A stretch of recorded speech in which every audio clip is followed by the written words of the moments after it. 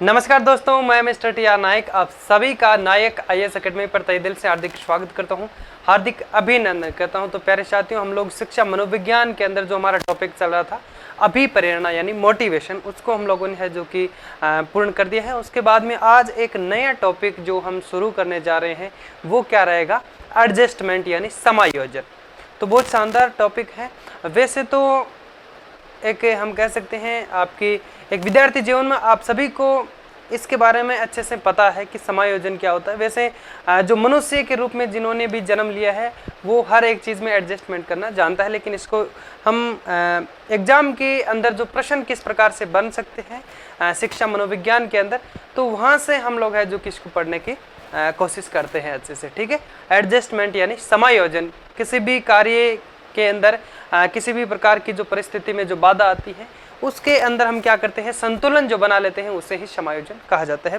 बाकी हम क्या करते हैं, जो भी इससे पीछे जो हम लोगों ने क्लासें ली है वो मैं आप सभी को बोल बोल के जो बोर्ड पे लिखवाया था और आपको नोट करवाया था, लेकिन कुछ इम्प्रूव किया है। और कई विद्यार्थियों के कमेंट्स भी थे कि सर आप लोग है जो कि पीपीटी बना करके लेके आए, तो आप वैसे मैं इस बार पीपीटी से आपको पढ़ाऊँगा। अगर आपको पीपीटी से अच्छा नहीं लगे तो मैं पुराना जो हमारा जो कह सकते हैं सिस्टम था उसी को वापस है जो कि लेकर के आने की कोशिश करूंगा। ठीक, तो आप अपने अनुसार कमेंट बॉक्स में ज़रूर बता देना। तो चलिए शुरू करते हैं बिना किसी देरी के। आप एक नोटबुक और पेन लेकर के बैठ जाएं और पहले जो मैं बताता हूं उसको अच्छे से सुनने की कोशिश करें कि सर क्या आप बता रहे हैं, और उसके बाद में क्या करना है आपको उसको अच्छे से नोट करना है जब मैं आपको कह दूँ। ठीक है, और जहाँ भी आपको समझ में नहीं आए तो तुरंत आप मुझे बोल सकते हैं कि सर ये चीज़ मुझे दोबारा से बताएं, कमेंट बॉक्स में बता सकते हैं। ठीक है, चलो शुरू करते हैं।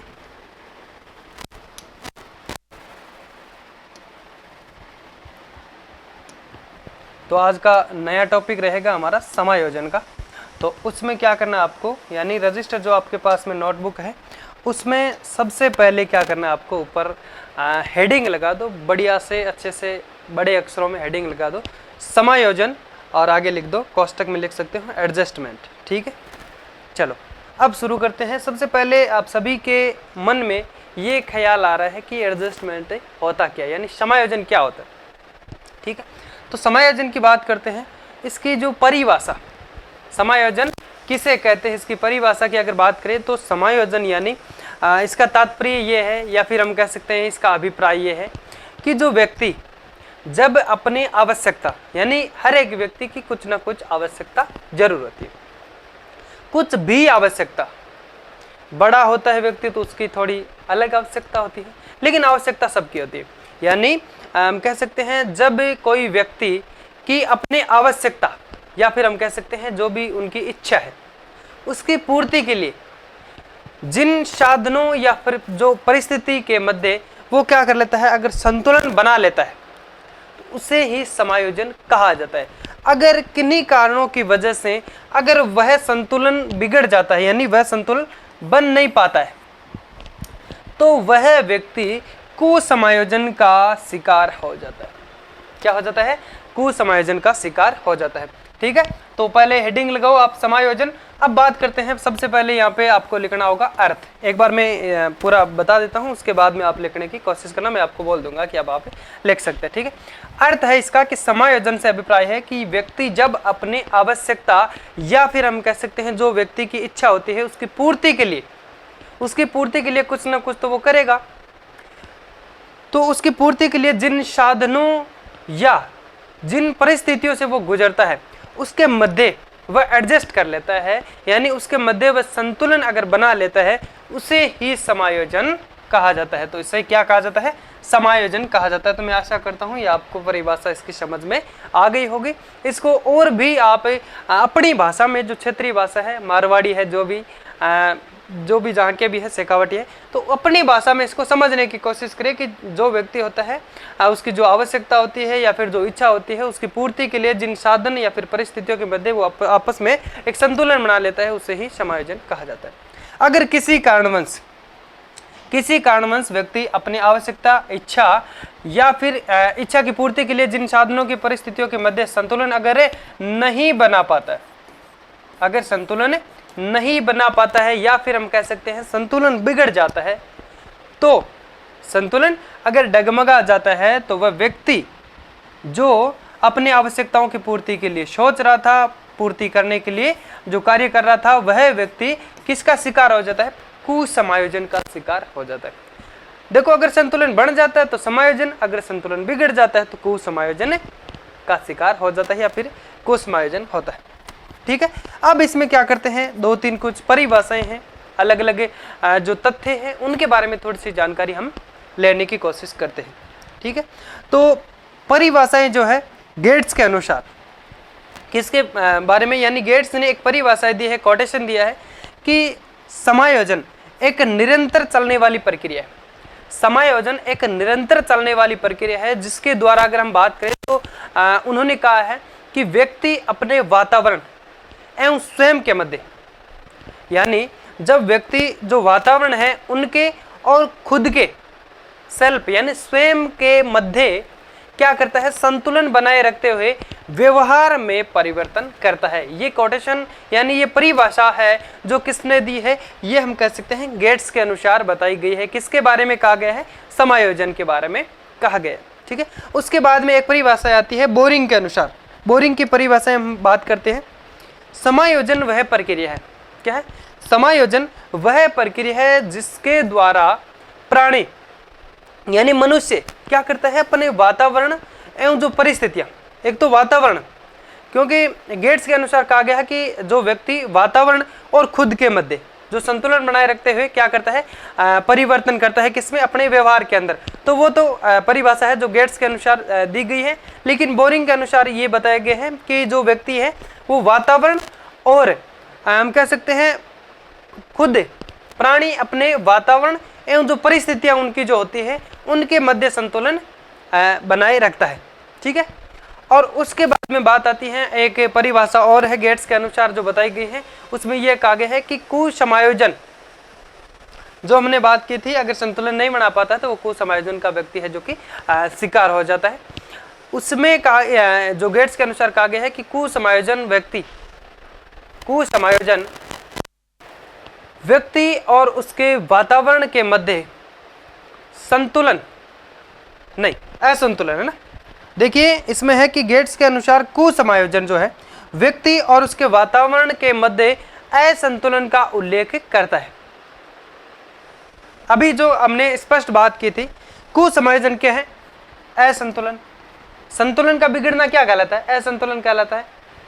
बस यही बात है, यानी कुसमायोजन जो है वो व्यक्ति और उसके वातावरण के मध्य अगर असंतुलन का उल्लेख करता है। असंतुलन अगर व्यक्ति के हम कह सकते हैं इसमें जो परिस्थितियों के अंदर जो संतुलन नहीं बन पाता वो असंतुलन होता है, और वो क्या कहलाता है? कुसमायोजन, यानी व्यक्ति है जो कि कुसमायोजन का शिकार हो जाता है। अब आप अच्छे से इसको लिखे, मैं एक बार जो भी ये मिटा देता हूँ, लिखा है मैंने, अब आप इसको अच्छे से नोट करें। मैं थोड़ा सा बोर्ड से साइड में हो जाता हूँ।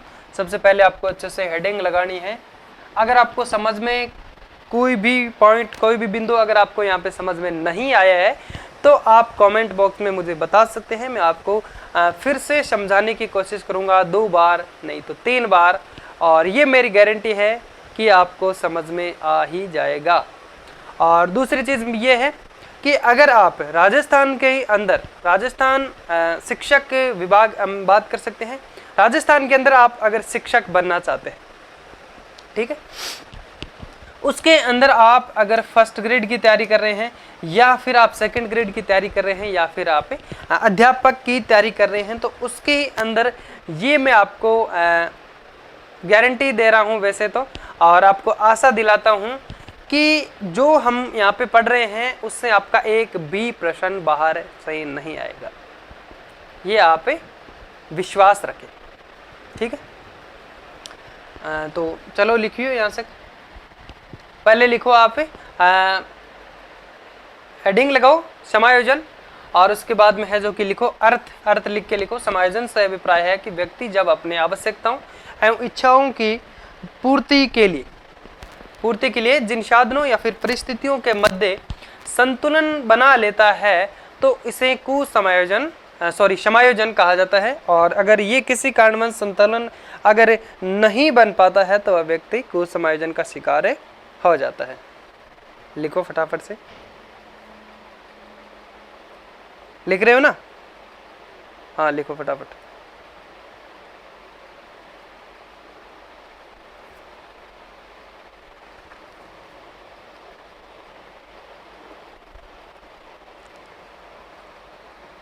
फटाफट से लिखो, फिर आगे बढ़ते हैं।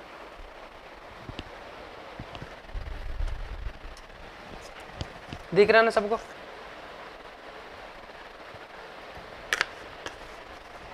चलो मैं साथ साथ बोल देता हूं ताकि आप अच्छे से लिख सकते हैं। ये लिख लिया हेडिंग, और फिर लिखो परिभाषा। गेट्स के अनुसार समायोजन एक निरंतर चलने वाली प्रक्रिया है जिसके द्वारा व्यक्ति अपने वातावरण एवं स्वयं के मध्य संतुलन बनाए रखते हुए क्या करता है, अपने व्यवहार में परिवर्तन करता है या फिर व्यवहार में परिवर्तन लाता है। लिख दिया। समायोजन एक निरंतर चलने वाली प्रक्रिया है जिसके द्वारा व्यक्ति अपने वातावरण एवं स्वयं के मध्य संतुलन बनाए रखते हुए अपने व्यवहार में परिवर्तन करता है। फिर लिखो, 2 नंबर लगा के लिख सकते हो या फिर ऐसे लिख दो आप पॉइंट लगा के। बोरिंग के अनुसार परिभाषा है कि समायोजन वह प्रक्रिया है जिसके द्वारा मनुष्य या मानव या प्राणी अपने वातावरण एवं परिस्थितियों के मध्य क्या करता है, संतुलन रखता है। लिख दिया यहाँ तक। फिर एक परिभाषा गेट्स के अनुसार, दोनों साथ में लिख सकते हैं, या फिर पहले ये परिभाषा होगी फिर ये दोनों समायोजन की होगी फिर कुसमायोजन की है। तो गेट्स के अनुसार एक कोटेशन ये भी दिया गया है कि कुसमायोजन, यहाँ पे फिर कॉमा लगाना है क्योंकि ये टच हो जाएगा, ये अलग अलग लाइन बन रही है, शब्द बन रहा ना। गेट्स के अनुसार कहा गया है कि कुसमायोजन व्यक्ति अगर उसके वातावरण, कुसमायोजन व्यक्ति और उसके वातावरण के मध्य असंतुलन यानी संतुलन नहीं बन पाता है तो क्या हो जाता है, असंतुलन। तो ये है जो कि असंतुलन का उल्लेख करता है कौन, कुसमायोजन। ठीक है, लिख दिया यहां तक। चलो आगे बढ़ते हैं। अब यहाँ पे बात करते हैं कि कुसमायोजन के कारण, यानी व्यक्ति जब समायोजन नहीं कर पाता है, एडजस्टमेंट नहीं कर पाता है, तो वो व्यक्ति क्या हो जाता है, कुसमायोजन का शिकार हो जाता है। किसका शिकार हो जाता है, कुसमायोजन का शिकार हो जाता है। अब बात करते हैं कि कुसमायोजन के कारण व्यक्ति कई प्रकार के मानसिक जो विकार होते हैं, मानसिक जो हम कह सकते हैं दशाएं जो उत्पन्न होती हैं, जैसे कि हम बात कर सकते हैं कुंठा है, भग्नाशा है, दुश्चिंता है, संघर्ष है, तनाव है और दबाव है। तो इन सभी से जूझ जाता है व्यक्ति, क्या हो जाता है, झुलस जाता है, तो इन सभी का शिकार हो जाता है। यानी कुसमायोजन के कारण व्यक्ति कई प्रकार के मानसिक विकार जो उसके अंदर भावनाएं उत्पन्न होती है, जिसमें कौन कौन सी है, संघर्ष है, कुंठा भग्नाशा है, दुश्चिंता है, तनाव है, दबाव आदि, इन सभी से है जो कि इन सभी का व्यक्ति शिकार हो जाता है। फिर हम क्या करेंगे, इन सभी को एक एक करके भी पढ़ने की कोशिश करेंगे और मैं बहुत शानदार तरीके से आपको समझाने की कोशिश करूंगा। जहां भी आपके डाउट्स रहेंगे उसको दोबारा से समझाने की कोशिश करूंगा। फिर भी अगर आपके डाउट्स रहेंगे तो आप कमेंट बॉक्स में मुझे बता सकते हैं, मैं आपको अच्छे से दोबारा फिर से पढ़ाने की कोशिश करूंगा। लेकिन ऐसा कुछ होगा नहीं, मैं आपको एक बार अगर बता दूंगा तो आपको अच्छे से समझ में आ जाएगा। ठीक है, अब बात करते हैं समायोजन की विशेषताएं। क्या पढ़ेंगे, समायोजन की विशेषताएं। तो पॉइंट लगा के आपको कुछ विशेषताएं लिखनी है। एक तो संवेगात्मक स्थिरता, यानी समायोजन अगर आप करते हैं तो उसकी विशेषताएं क्या है, एक तो संवेगात्मक स्थिर होगा और आत्मविश्वास होगा, मानसिक जो विकार है उसमें कमी आएगी, मानसिक विकारों में कमी आएगी। अगर आप समायोजन कर पाते हैं तो क्या होता है, संवेगात्मक स्थिरता होगी और आत्मविश्वास होगा, मानसिक विकार जो उत्पन्न होते हैं उसमें कमी आएगी और संतुलित व्यक्तित्व, आपका जो व्यक्तित्व, आपकी जो पर्सनैलिटी है वो संतुलित ढंग से चलने की जो कि आगे बढ़ेगी। ठीक है, और आवश्यकताओं की आपकी पूर्ति होगी। अगर आप हर जो भी परिस्थिति है उसके अंदर आप समायोजन करना सीख जाते हैं तो आवश्यकताओं की पूर्ति भी आपके साथ में होगी। और सामाजिकता का है जो कि गुण, ये लिख दीजिए ना। समायोजन की विशेषताएं 1 नंबर लगा के लिखे, संवेगात्मक स्थिरता 2 नंबर लगा के लिखे, आत्मविश्वास और 3 नंबर लगा के लिखे, 3 नंबर लगा के लिखे मानसिक विकारों की कमी, मानसिक विकारों की कमी आएगी। यहाँ पे ये मिसप्रिंट हो गया, 3 नंबर लगा के ना,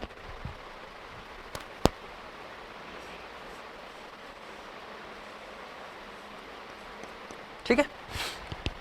मानसिक विकारों की कमी आएगी और संतुलित व्यक्तित्व, आवश्यकताओं की पूर्ति और सामाजिकता का गुण, लिखो फटाफट से। और उसके बाद में हम क्या करते हैं, प्रमुख जो मानसिक विकार है उसको पढ़ते हैं। कौन से मानसिक विकार? मानसिक विकार में जैसे कि आपका संघर्ष है, कुंठा है, बगनासा है। कुंठा बगनासा एक ही चीज है ना, फिर बात करेंगे क्या होता है आपके कुंठा बगनासा। पहले लिखो आप ये जो भी विकार है, निराशा है, लिख दिए यहां तक। फिर हम पढ़ते हैं प्रमुख मानसिक विकार। क्या पढ़ेंगे? प्रमुख मानसिक विकार, जिसमें सबसे पहले हम शुरुआत करते हैं संघर्ष से। क्या पढ़ेंगे? संघर्ष को एक एक करके सभी को पढ़ेंगे, बहुत डीपली इन सभी के बारे में पढ़ेंगे, जहां से प्रश्न बन सकते हैं उन सभी को पढ़ने वाले हैं, यानी उनको एक एक को भी हम लोग है जो कि छोड़ने वाले नहीं है, ठीक है। तो पहले नंबर लगा सकते हो आप, 1 नंबर लगा के या फिर ऐसे ही बिंदु लगा के लिख सकते हो। पहले हेडिंग लगाओ प्रमुख मानसिक विकार, फिर लिखो संघर्ष या अंतर्नोद, एक ही चीज है दोनों, संघर्ष या अंतर्नोद। लिख दिया? अंतर्नोद क्या भाई?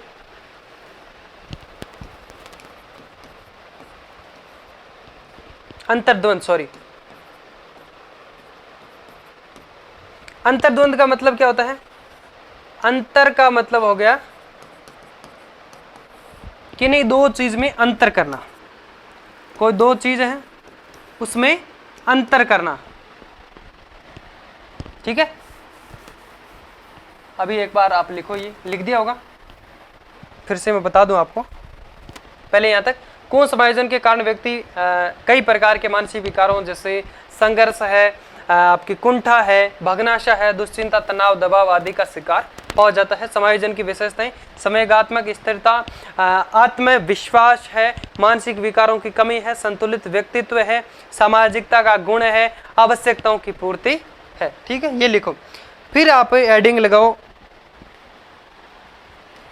प्रमुख मानसिक विकार, इसमें संघर्ष से अंतर्नोद, जिसको अंग्रेजी में कहा जाता है कॉन्फ्लिक्ट, ठीक है। जब एक ही व्यक्ति क्या है, एक ही व्यक्ति, समझने की कोशिश करना है यहाँ पे, यहाँ तक लिख दिया, फिर समझो आप। जब एक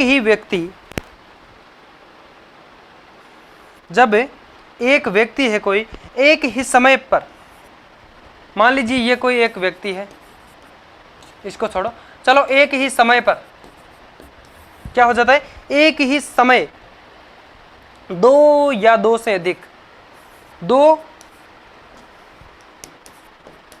या 2 से अधिक मानो, पहले आप एक बार इसको 2 मानो ना। जब एक समय 2 या 2 से अधिक विचार आपके मन में आते हैं, या फिर कोई क्रिया है, कोई काम करने की जो क्रिया है, या फिर जो इच्छाएं हैं, इनमें से आपको क्या करना है, चयन किसी एक का करना हो, तो मस्तिष्क में क्या हो जाता है, द्वंद्व उत्पन्न होता है, संघर्ष उत्पन्न होता है, उसे ही अंतर्द्वंद या संघर्ष कहा जाता है, ठीक है। एक बार समझने की फिर से कोशिश करो, फिर हम एग्जाम्पल लेके सभी को पढ़ेंगे अच्छे से। मान लीजिए कोई एक व्यक्ति है, या फिर एक सीधा सा सिंपल, किसी एक समय में आपके मन में कोई 2 विचार चल रहे हैं। मान लो अभी 1 घंटे के अंदर आपको कहीं जाके आना है, ठीक है। मान लो आप पढ़ रहे हैं, क्लास के अंदर आपको 10 मिनट की छूट दी गई है, 10 मिनट का रेस्ट दिया गया है, तो आपके मन में यह है कि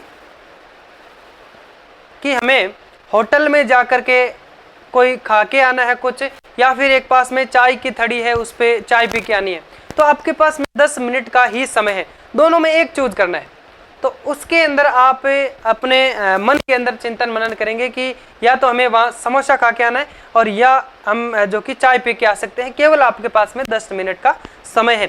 तो इसके बारे में आप क्या करेंगे, अपने मन के अंदर कुछ सोचेंगे कि या तो हम चाय पी के आए और या दोनों आपके इसके अंदर कई सारे जो प्रकार भी बताए गए हैं, 3-4 प्रकार हम पढ़ेंगे।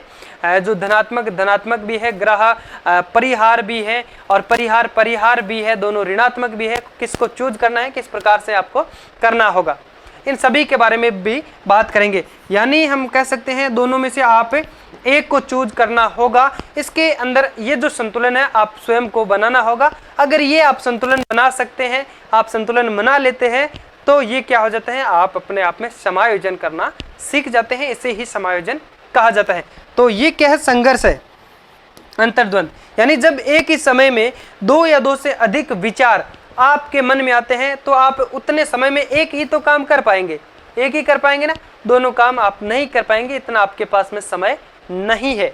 तो उसे ही क्या कहा जाता है, यानी एक आप चयन कर पाते हैं, उसे ही जो कि आपके अंतर्द्वंद कहा जाता है। इन दोनों के मध्य में आप अंतर करना सीख जाएंगे। क्या करेंगे कि अंतर करना सीखेंगे। वैसे तो मान लीजिए समोसा खाएंगे, ये तो ये भी स्वास्थ्य के लिए वैसे तो अच्छा नहीं होता है, सेहत के लिए अच्छा नहीं होता है। बाकी तो देखो चाय भी अच्छी है और समोसा भी अच्छा है, लेकिन आप अपने मन के अंदर चिंतन मनन करेंगे कि चाय अधिक नुकसानदायक है और ये थोड़ा कम नुकसानदायक है, तो आप इसको लेना पसंद करेंगे। तो 10 मिनट में आप यहाँ जाके आएंगे, एक समोसा खा के आएंगे। तो ये आपने एक चीज़ का चयन किया है।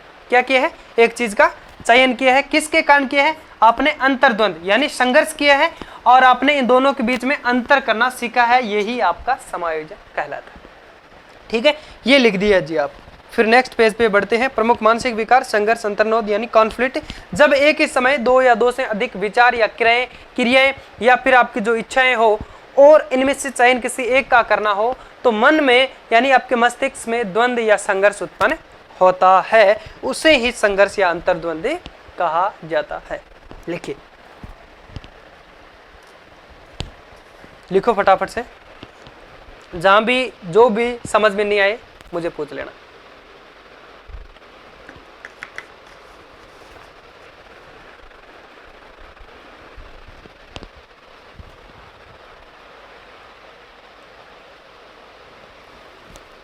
आवाज सभी तक अच्छे से आ रही है ना?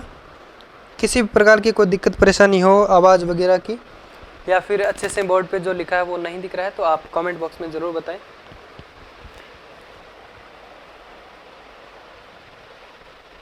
लिख लिया? चलो जल्दी जल्दी लिखने की कोशिश करें ताकि हम जल्दी से टॉपिक को कवर करने की कोशिश करेंगे। इसका 2-3 भाग और होगा। ये एक वीडियो के अंदर पूरी क्लास हो नहीं पाएगी, ये पूरा टॉपिक कंप्लीट नहीं हो पाएगा। कम से कम इसका 2 से 3 पार्ट और आएगा ना। चलो फिर हम बात करते हैं, एक परिभाषा के अनुसार बात कर सकते हैं, यानी डगल्स एवं हॉलैंड के अनुसार क्या कहा गया है, संघर्ष के बारे में जो बताया गया है। संघर्ष एक कष्टदायक संवेगात्मक स्थिति है। कैसी स्थिति है? कष्टदायक एवं संघर्ष।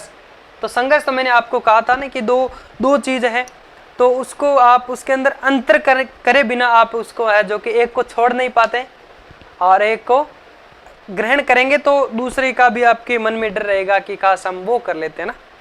तो जैसे मैं बात करूंगा कि एक समय पे 2 नौकरी अगर आपको मिल जाती है, 2 ज्वाइनिंग लेटर आते हैं, तो किसका आप चयन करेंगे? तो ये क्या है, आपके दोनों उन दोनों के बीच में, यानी एक ही समय में आपके पास 2 नौकरी, या फिर मान लीजिए कोई एक व्यक्ति है उसको 2 सरकारी नौकरी के ज्वाइनिंग लेटर आपके पास आ गए, तो आप क्या करेंगे? इनमें से ज्वाइन तो किस एक को कर पाएंगे? एक व्यक्ति तो एक को ही ज्वाइन कर पाएगा, 2 को थोड़ी कर पाएगा। इसलिए इन दोनों के अंदर आप अंतर ढूंढना शुरू करेंगे कि ये मेरे लिए बेटर रहेगी, ये मेरे लिए। अब उसके अंदर कैसे भी फायदे हो कि जैसे ये कोई मान लो कांस्टेबल की है और ये फर्स्ट ग्रेड की है, मान लो इसके अंदर सैलरी कम है, इसके अंदर सैलरी अधिक है, ऐसा सोचेंगे।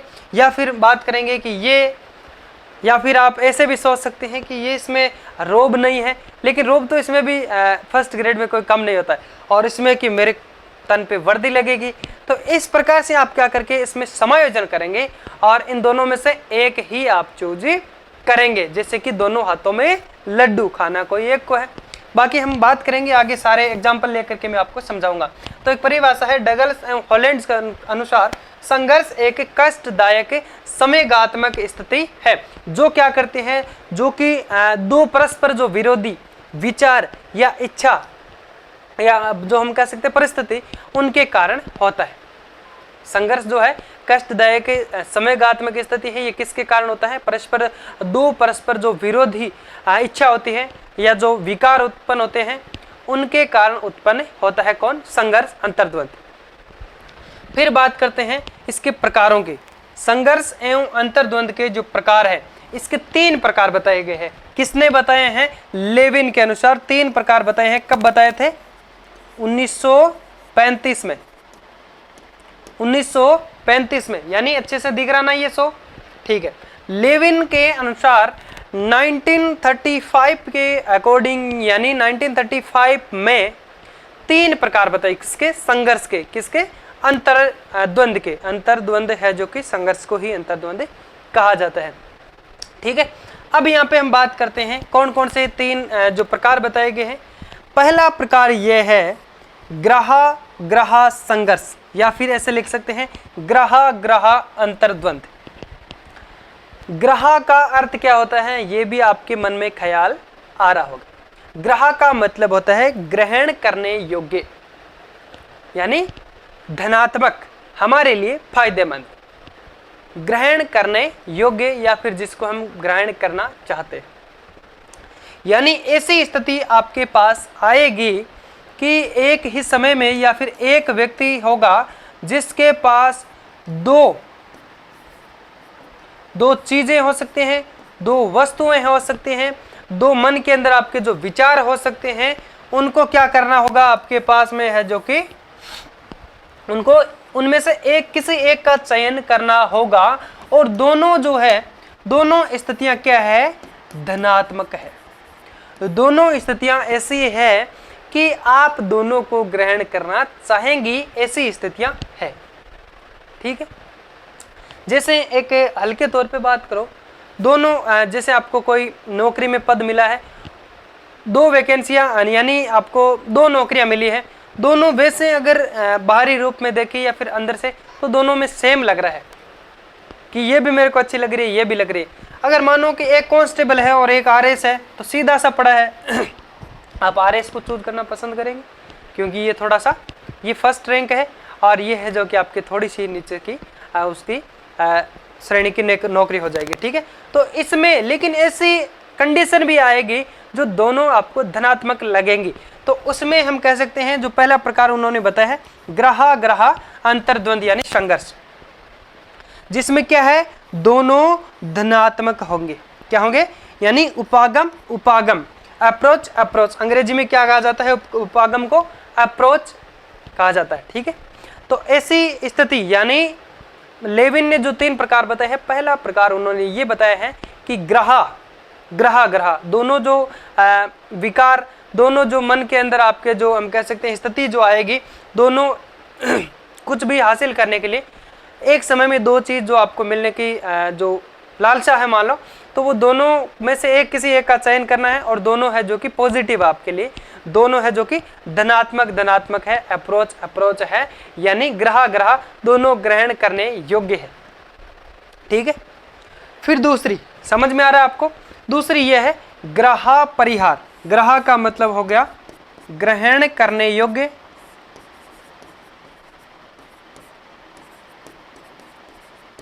लिख सकते हो, वैसे मैं आपको बोल दूंगा जब लिखना हो, एक बार नहीं लिखना, ठीक है।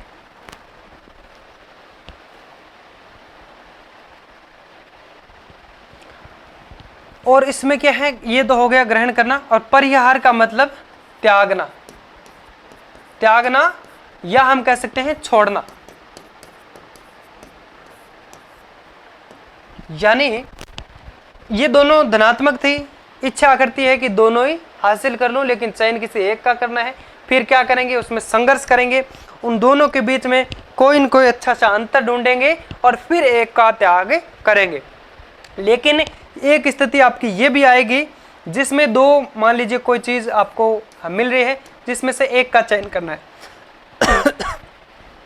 दो चीज आपको दे रहे हैं जिसमें से चयन किसी एक का ही करना है, लेकिन उनमें से एक चीज है जो कि आपके लिए फायदेमंद, या फिर बात कर दीजिए कि आपको वो बहुत अच्छी लग रही है, तो सामने उसका हम कह सकते हैं कि आप धनात्मक को ही चूज करना पसंद करेंगे। एक आपकी रहेगी ऋणात्मक, ठीक है, एक क्या रहेगी ऋणात्मक, एक रहेगी उपागम, दूसरी परिहार, यानी आपके एक रहेगी अप्रोच, एक एविडेंस। एविडेंस का मतलब परिहार जो ऋणात्मक होती है, जो ग्रहण करने योग्य नहीं, यानी आप उसको है जो कि छोड़ना चाहते हैं, त्यागना चाहते हैं। तो इसमें सामने आप है जो कि एक का चूज कर सकते हैं, एक धनात्मक है और एक ऋणात्मक है। अब तीसरी क्या आती है? तीसरी आती है जो परिहार, यानी हम कह सकते हैं दोनों ही ऋणात्मक है, दोनों के अंदर आपके ऋणात्मक भावनाएं उत्पन्न होती है। जैसे कि मान लीजिए एक एग्जाम्पल लेते हैं, माध्यमिक शिक्षा बोर्ड का एग्जाम्पल है, आप बाइक खरीदना चाहते हैं, ठीक है, आप बाइक खरीदना चाहते हैं, तो बिल्कुल खरीदना चाहेंगे क्योंकि आपकी उपलब्धि उससे हासिल हो रही है। जैसे कि बाइक खरीदना, चलाना शौक है, क्यों नहीं खरीद सकते?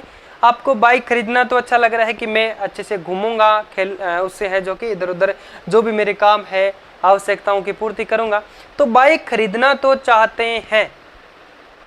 क्या है? बाइक खरीदना तो चाहते हैं। और उसकी मासिक किस्त आती है, मासिक ईएमआई जो आती है मंथली, वो भरना नहीं चाहते, वो क्या है? ऋणात्मक।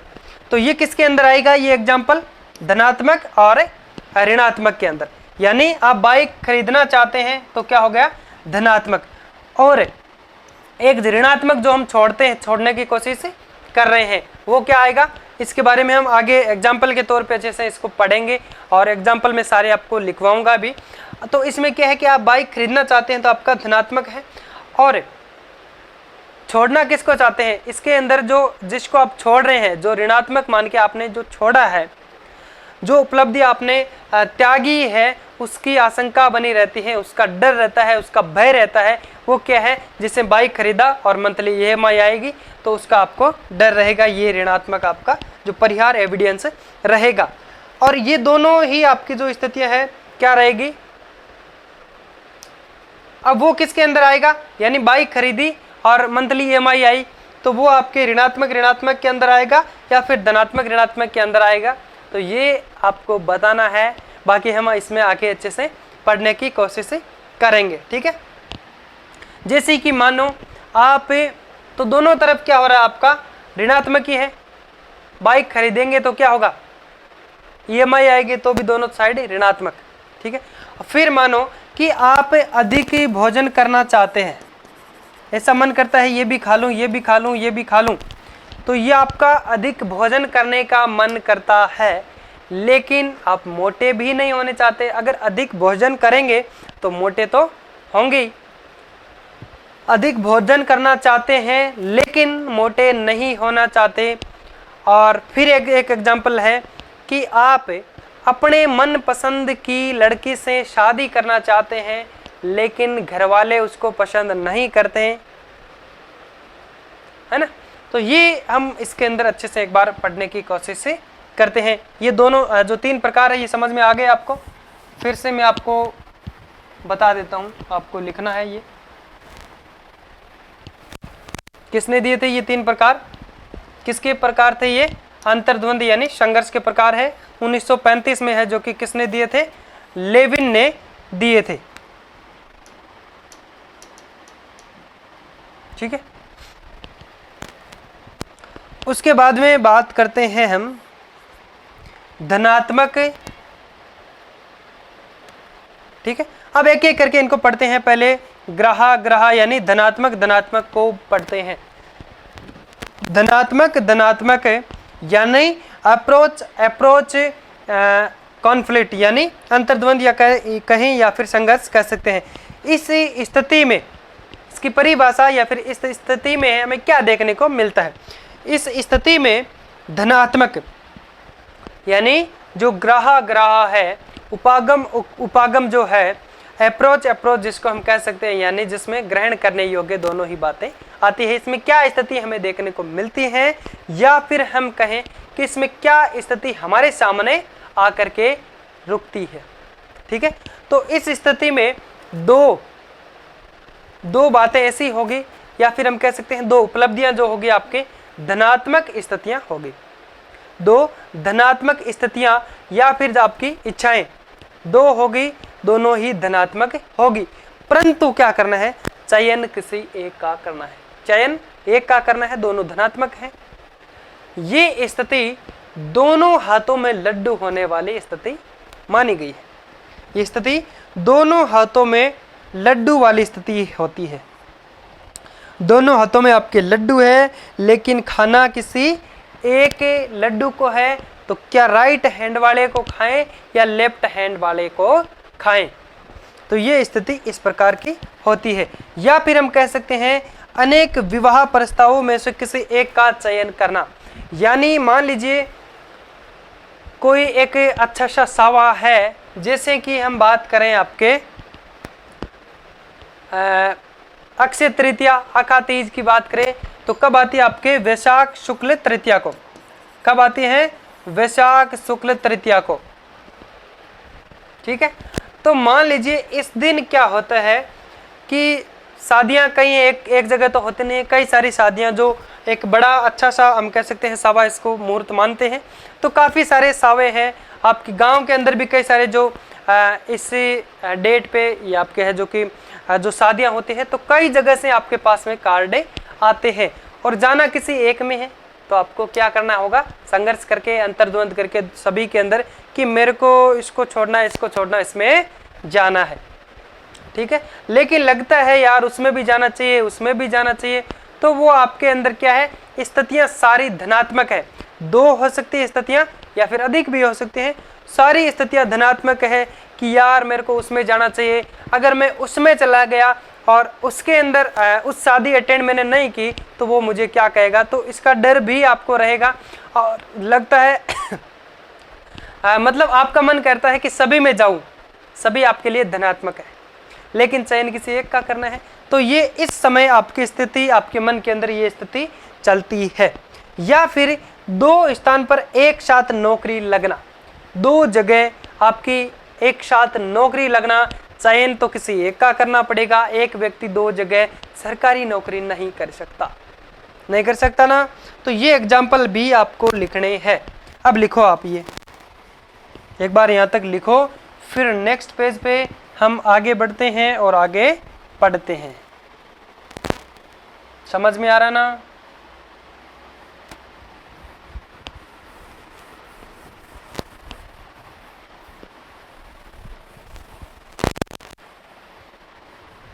लिखो, देखो एक बार मैं फिर से बोल देता हूं। ये लिख दी लाइन आपने। डगल्स एवं हॉलैंड के अनुसार संघर्ष एक कष्टदायक संवेगात्मक स्थिति है जो क्या करती है, दो परस्पर विरोधी विचारों या इच्छाओं के कारण उत्पन्न होती है या फिर होता है, संघर्ष होता है। फिर एक हेडिंग लगाओ, संघर्ष अंतर्द्वंद के प्रकार। तो तीन प्रकार बताए हैं लेविन के अनुसार।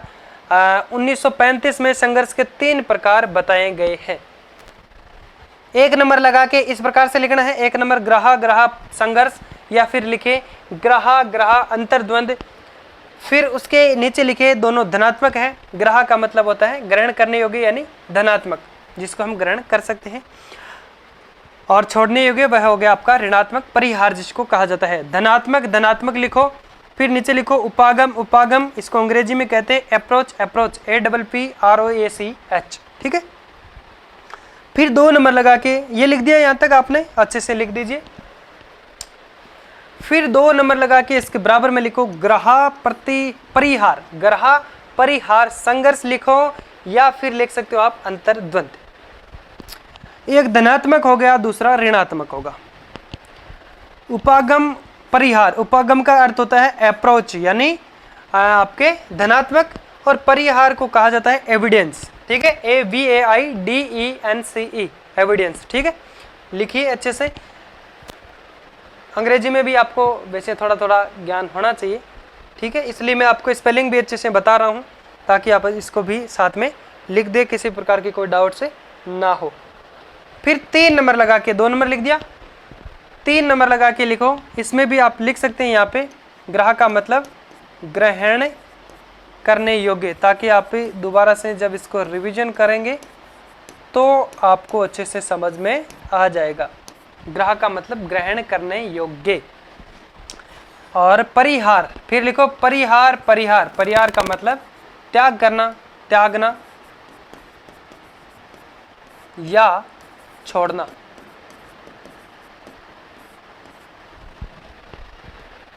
ठीक है, दोनों ऋणात्मक परिहार, परिहार लिख सकते हैं दोनों। एविडेंस, एविडेंस है ना, एविडेंस, एविडेंस, ठीक है, लिख दिया यहां तक। फिर लिखो आप 1 नंबर लगा के धनात्मक, धनात्मक अंतर्द्वंद यानी धनात्मक, धनात्मक कॉन्फ्लिक्ट, जो संघर्ष है उसको पढ़ते हैं, अप्रोच, अप्रोच कॉन्फ्लिक्ट। फिर एक लाइन लिखो नीचे, इसके नीचे ऐसे एरो करके, इस स्थिति में 2 धनात्मक स्थितियां एवं इच्छाएं होती है परंतु चयन किसी एक का करना होता है। फिर से बोल रहा हूं, अच्छे से लिखना। इस स्थिति में 2 धनात्मक स्थितियां या इच्छाएं होती है परंतु चयन किसी एक का करना होता है। फिर एक नीचे दूसरी लाइन में लिखो, यह स्थिति दोनों हाथों में लड्डू वाली होती है।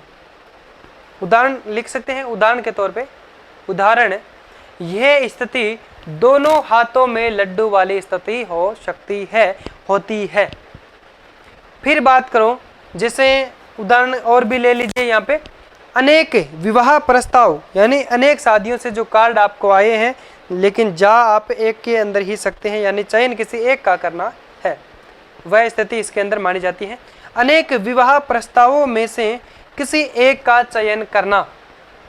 आगे लिखे, 2 स्थान पर एक साथ नौकरी लगना, 2 स्थान पर एक साथ नौकरी लगना, अनेक विवाह प्रस्तावों में से, लिख दिया ना वैसे।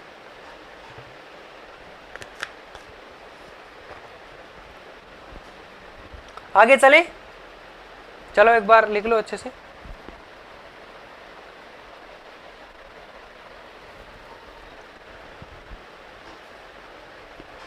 कोई दोस्त अगर धीरे लिख रहा है तो अपने पड़ोसी से उसका देख के लिख ले। चलो आगे बढ़ते हैं। 1 नंबर हम लोगों ने पढ़ लिया धनात्मक, धनात्मक, और दूसरा जो प्रकार है संघर्ष का वो ये है धनात्मक ऋणात्मक अंतर्द्वंद, या फिर यहाँ लिख सकते हैं आप धनात्मक ऋणात्मक संघर्ष। ठीक है, तो धनात्मक हो गया ग्रह और दूसरा हो गया परिहार। ठीक है, अप्रोच, एविडेंस। ठीक है, लिखने की जरूरत नहीं है, एविडेंस।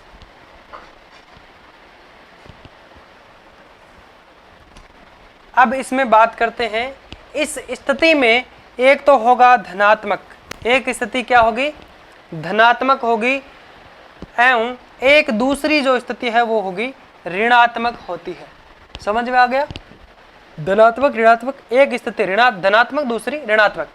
इसमें चयन तो आपको क्या करना है, इसमें चयन तो धनात्मक का करते हैं। चयन किसका करते हैं, धनात्मक का, परंतु इसमें ऋणात्मक का प्रभाव बना रहता है। जैसे मैंने एग्जांपल लिया था बाइक और मासिक किस्त का, मंथली ईएमआई जो आपकी बनती है, अभी तो नहीं बनती है, अगर आप बाइक खरीदोगे तो ईएमआई बनेगी, या फिर आप केस में अगर लाओगे तो अलग बात है। इस स्थिति में एक धनात्मक दूसरी ऋणात्मक, तो इसमें धनात्मक कौन सी हो जाएगी, बाइक खरीदेंगे तो आपकी हर एक, हम कह सकते हैं आपके शौक पूरे होंगे, घूमेंगे तो आपको अच्छा लगेगा, यानी ये आपकी धनात्मक है। आपके पास एक साधन आ रहा है लेकिन उसकी ईएमआई आप भरना नहीं चाहते हैं, तो ये क्या है, आप नहीं भरना चाहते हैं, ये आपकी ऋणात्मक है क्योंकि आपके पास में पैसे आपको या तो कमाना पड़ेगा या आपके पास है नहीं तो क्या होगी, बाइक आपकी जाएगी। तो इसमें जो ऋणात्मक स्थिति कौन सी, ईएमआई वाली, इसका प्रभाव बना रहेगा, इसका डर रहेगा कि आ गया महीना, किस्त आ रही है, किस्त हमको भरनी पड़ेगी, इसका भय आप पर बना रहेगा। तो ये कौन सा संघर्ष रहेगा, धनात्मक ऋणात्मक ग्रह परिहार संघर्ष के अंदर है माना गया है। ठीक है, ऑप्शन में ऐसे आपको मिल सकते हैं कि इनमें से कौन सा जो संघर्ष का प्रकार है। ठीक है, प्रश्न पूछ लिया आपको कि कोई एग्जाम्पल भी ऐसा दे सकते हैं और उसमें से पूछ सकते हैं इनमें से कौन सा जो संघर्ष का प्रकार है बताया गया। ठीक है, जैसे एक व्यक्ति मोटरसाइकिल खरीदना चाहता है, आ गया ना एग्जाम्पल यहाँ पे, परंतु उसकी मासिक किस्त जमा करवाना नहीं चाहता, ये क्या है, ऋणात्मक। फिर बात करें एक यहाँ पे, एक व्यक्ति भोजन करना तो चाहता है, एक व्यक्ति भोजन करना चाहता है परंतु मोटापा नहीं चाहता, परंतु मोटापा नहीं चाहता। अगर कोई व्यक्ति अधिक भोजन करेगा तो मोटा तो होगा, तो ये है उसके अंदर स्थिति आती है आपके ग्रह परिहार के अंदर कि एक व्यक्ति अधिक भोजन तो करना चाहता है परंतु मोटापा नहीं चाहता है। ठीक है, एक व्यक्ति, फिर भी ये एग्जाम्पल है 3, 1, 2 और 3। एक व्यक्ति ऐसी महिला से विवाह करना तो चाहता है जिसे क्या है, एक व्यक्ति ऐसी महिला से विवाह करना चाहता है जिसे उसके माता पिता पसंद नहीं करते, तो ये धनात्मक हो गया और ये हो गया ऋणात्मक। ठीक है, समझ में आ गया, यहां तक लिखना है, ये आपको लिख दीजिए। फिर तीसरा प्रकार पढ़ते हैं, फिर तीसरा प्रकार पढ़ते हैं। यहाँ पे लिख सकते हैं आप संघर्ष, लिखो धनात्मक ऋणात्मक अंतर्द्वंद या ऑब्लिक करके, या फिर आप लिखे संघर्ष।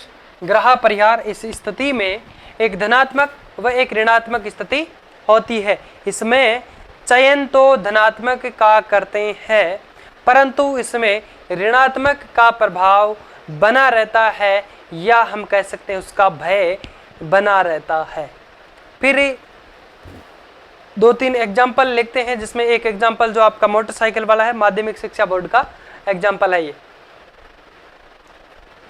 देख लेना आप। जैसे एक व्यक्ति मोटरसाइकिल, चलो आप लिख लो यहाँ से, एक व्यक्ति मोटरसाइकिल खरीदना चाहता है परंतु उसकी मासिक किस्त जमा करवाना नहीं चाहता। ठीक है, लिखिए, एक व्यक्ति मोटरसाइकिल खरीदना चाहता है परंतु उसकी मासिक किस्त जमा नहीं करवाना चाहता।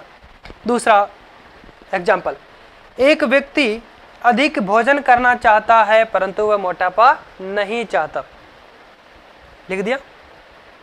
तीसरा, एक व्यक्ति ऐसी महिला से विवाह करना चाहता है जिसे उसके माता पिता पसंद नहीं करते। ठीक है, लिख दिया यहाँ तक। फिर तीसरा जो प्रकार है वो हम पढ़ते हैं, संघर्ष अंतर्द्वंद का तीसरा जो प्रकार है, लेविन के अनुसार जो बताया गया था, कब 1935 के अंदर जो बताए गए थे, उनमें से तीसरा प्रकार है आपका परिहार परिहार, एविडेंस एविडेंस। ठीक है,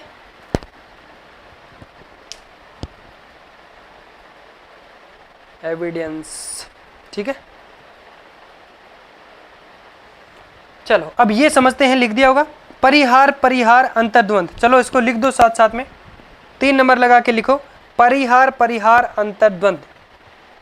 इसमें दोनों ऋणात्मक वाली स्थिति आती है। अब वो कैसे आती है बात करेंगे, दोनों साइड में ऋणात्मक होगी। इसको छोड़ेंगे तो इसमें भी नुकसान और इसको छोड़ेंगे तो इसमें भी नुकसान। अब लिखो, इसमें ऋणात्मक ऋणात्मक लिख दिया, डैश करके लिखो। इसमें 2 ऋणात्मक स्थितियां होती है, चयन एक का करना होता है। इसमें 2 ऋणात्मक स्थितियां होती है, चयन एक का करना होता है, और यह वह स्थिति बन जाती है जैसे कि एक तरफ कुआं और दूसरी तरफ खाई वाली स्थिति होती है। लिखा ना, इसमें 2 ऋणात्मक स्थितियां होती है और चयन एक का करना होता है, और ये एक तरफ कुआं दूसरी तरफ खाई वाली स्थिति होती है। लिख दीजिए, लिखिए, फिर आगे बढ़ते हैं। ये वह स्थिति हो जाती है, या फिर हम कह सकते हैं ये वह स्थिति है जिसमें एक तरफ कुआं और दूसरी तरफ है खाई।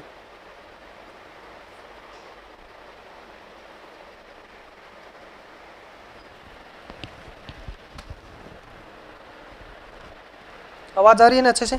चलो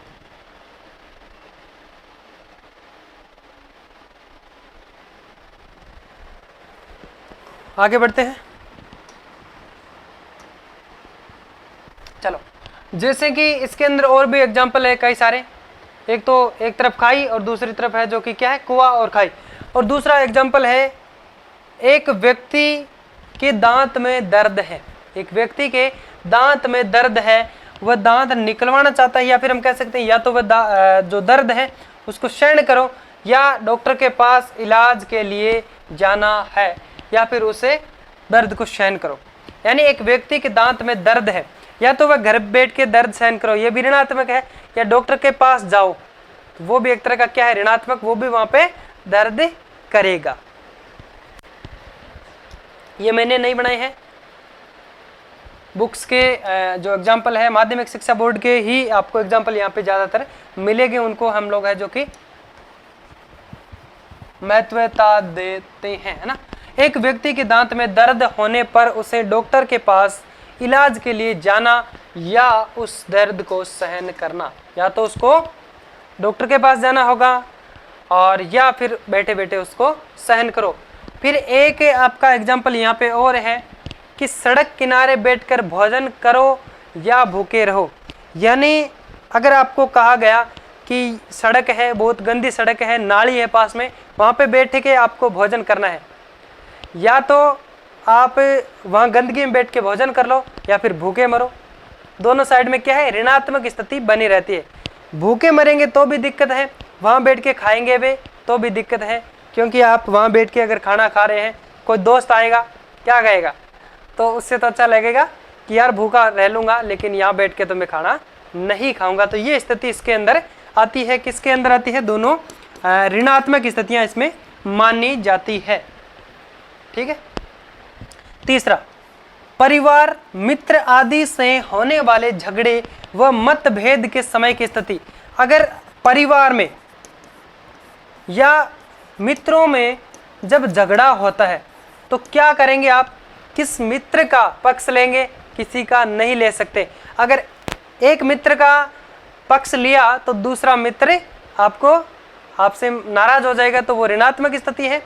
और परिवार में भी मान लीजिए कि हम किसकी माने और किसको हम गलत बताएं, ये स्थिति यहाँ पे आती है। दोनों तरफ है जो कि क्या होता है, आपकी ऋणात्मक स्थिति बनी रहती है। समझ में आ गया? लिख दीजिए ये तीनों जो एग्जाम्पल लिखिए। फिर अन्य के अंदर आता है आपका प्रकार है एक दोहरा ग्रह परिहार संघर्ष, दोहरा ग्रह परिहार अंतर्द्वंद।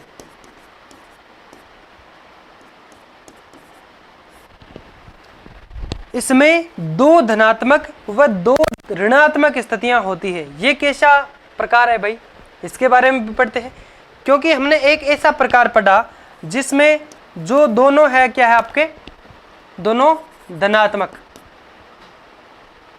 धनात्मक धनात्मक। एक था जिसमें एक धनात्मक दूसरी ऋणात्मक। तीसरा प्रकार था जिसमें दोनों ही ऋणात्मक। और चौथा अन्य के अंदर एक हम प्रकार जो पढ़ रहे हैं जिसमें दो धनात्मक और दो ही ऋणात्मक स्थितियां होगी। उसको एग्जाम्पल के तौर पे हम कैसे पढ़ेंगे ये हम बातें करते हैं। ठीक है, तो लिखो आप हेडिंग लगाओ दोहरा ग्रह परिहार संघर्ष, या ऑब्लिक में लिखो अंतर्द्वंद। सभी की जगह लिखने की जरूरत नहीं है, केवल एक बार आप अच्छे से पढ़ें और फिर आप इसको हम कह सकते हैं समझ जाएंगे कि संघर्ष और अंतर्द्वंद एक ही चीज़ है। इसमें दो धनात्मक व दो ऋणात्मक स्थितियां होती है, डैश करके इसमें लिखें। फिर बात करते हैं कुंठा या भग्नाशा। इसमें यही केवल याद रखना है, दोहरा ग्रह, दोहरा का मतलब दो ग्रह और दो है जो कि आपके परिहार संघर्ष में होते हैं। दोहरा का मतलब दो इसमें और दो इसमें स्थितियां आती है सामने आपके। कुंठा या भग्नाशा, फ्रस्ट्रेशन,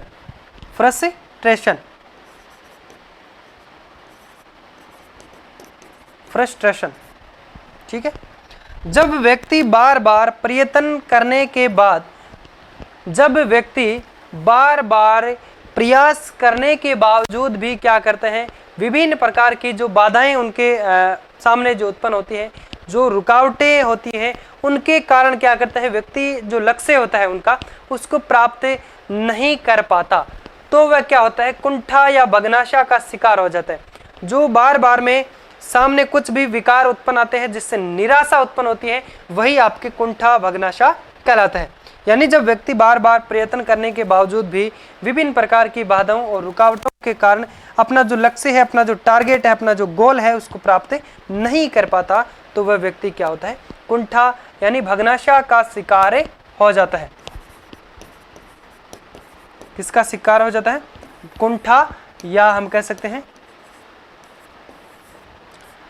कुछ भी हासिल करने के लिए जो बीच में बाधा उत्पन्न होती है उससे ही कुंठा कहा जाता है।